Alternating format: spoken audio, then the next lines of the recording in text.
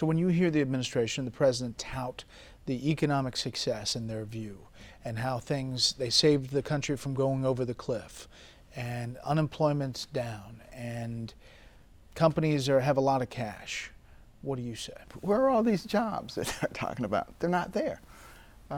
It's all smoke and mirrors. And I think people are actually smart enough, many of them, to actually realize that.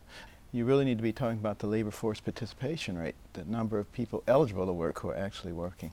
That number has been going down steadily since 2009 and is at a 37-year low at this point.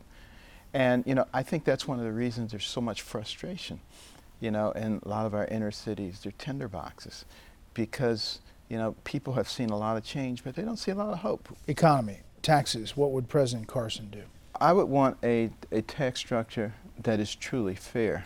I would like to see a system that hits everybody basically in the same way, proportionately. So you make $10 billion a year, you pay $1 billion. You make $10 a year, you pay $1.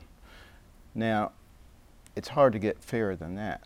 The thing that makes it unfair is all of the advantages that some people can get in terms of loopholes and deductions and things like that.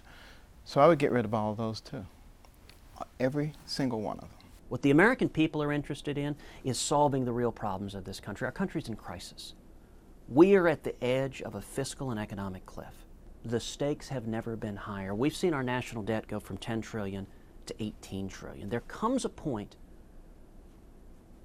where you can't go back. I don't think we've hit that yet, but I believe 4 or 8 more years on this current path, we risk irreparable damage to this country. Tax reform is critical. We need to simplify the tax code, and what I am hoping to do is working to build a grassroots army that if the mandate comes from the American people to move to a flat tax, to shut down the IRS, to get government out of our lives as intrusively as it is, then Washington will follow. It is critical that we reignite the miracle of America, that we bring back the exceptional principles that built this country, that we get back to the free market principles and constitutional liberties.